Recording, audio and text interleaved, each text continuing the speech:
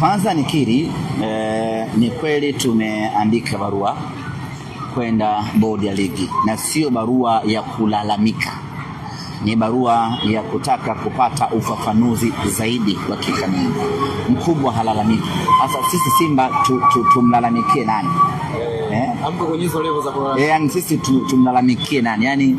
Yani nani wa kutuonea? Sababu kulalamika ni umeonewa alafu unalalamika. Sasa sisi wa kutuonea nani nchi hii? Kwa hiyo sisi tunaandika barua, ni kweli tumeandika barua kwa ajili ya kutaka kupata ufafanuzi wa kikanuni. Muda okay. Hii treni yangu hii. Kwa hiyo watanisubiri tu.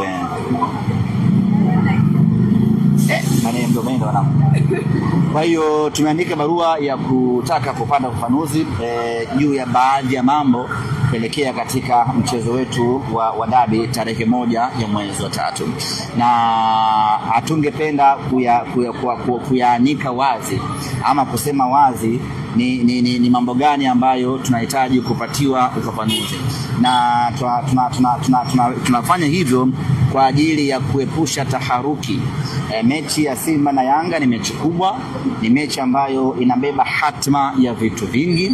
Kwa hiyo tusingependa kukimbilia kwenye jamii, sababu inaweza ikapokelewa vibaya, ikatafsiriwa tofauti, na hatimaye ikaleta taharuki, ikaleta mtafaruku, na ikaharibu taswira yenyewe ya mpira wa miguu katika nchi yetu, na kuharibu na mechi yenyewe ya dabi.